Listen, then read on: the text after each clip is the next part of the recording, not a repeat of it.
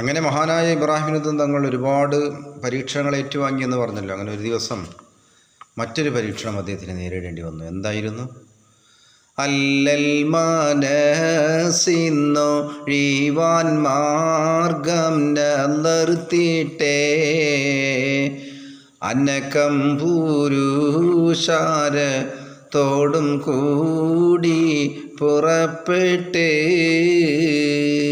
നില്ലാതൊരു കാട്ടിൽ ചെണ്ട് പേട്ടയെ തേടിയേ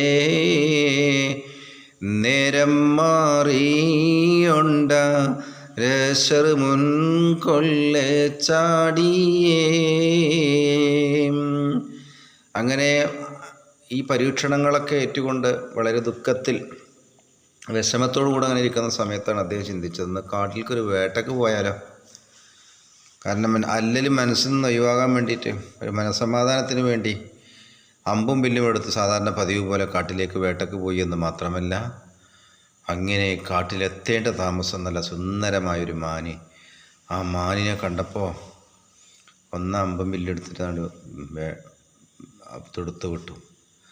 ഉടനെ തന്നെ മാന് അവിടെ വീഴുകയല്ലാത്ത ബഹുമാനപ്പെട്ട ഇബ്രാഹിം തങ്ങളുടെ അടുക്കലേക്ക് ഓടി വന്നു. എന്നിട്ട് ചോദിക്കാണ്, പാടി കൂരങ്ങം ഇബ്രാഹിമേ ഊനൈ തന്നെ പാങ്ങില്ല ചെലിവാ ചെയ്തി ഡാനോ പടച്ചെന്നേ. ഞങ്ങളെപ്പോലത്തെ മിണ്ടാപ്രാണികളെ, പാവികളെ ഉപദ്രവിക്കാൻ വേണ്ടിയാണോ ഇബ്രാഹിമിന് അദ്ദേഹമേ അന്നെ പഠിച്ചേക്കണത്? പാടലം ഹീനിൽ നിന്നേരം മറുചൊല്ലാം പറയുന്നു വല്ലാഹി ബഹുത്തത് അതിനെല്ലാം. സമയം മഹാനായ ഇബ്രാഹിം തങ്ങൾ അദ്ദേഹത്തിൻ്റെ കൽബ് തെരിച്ചുപോയി. കാരണം മാനാണ്, വേട്ടയാടിയ മാന് മുന്നിക്ക് വന്നിട്ട് ചോദിക്കണത്, ഞങ്ങളെപ്പോലത്തെ പാപികളായ ജന്തുക്കളെ ഉപദ്രവിക്കാനാണ് എന്നെ പഠിച്ചേക്കുന്നത്. അതും മഹാനായ ഇബ്രാഹിം തങ്ങൾക്ക് ഒരു പരീക്ഷണമായിരുന്നു. അങ്ങനെ സാധാരണ പതിവ് പോലെ വേട്ടയെല്ലാം കഴിഞ്ഞ് കാട്ടിൽ നിന്ന് മടങ്ങി തൻ്റെ റൂമിലെത്തിയെന്ന് മാത്രമല്ല, തൻ്റെ കൊട്ടാരത്തിലെത്തി. അങ്ങനെ പരിചാരകന്മാർ രാജാവിന് കഴിക്കേണ്ട ഭക്ഷണങ്ങളൊക്കെ സുപ്രയിൽ മേശപ്പുറത്ത് നിരത്തി വച്ചിരിക്കുന്നു.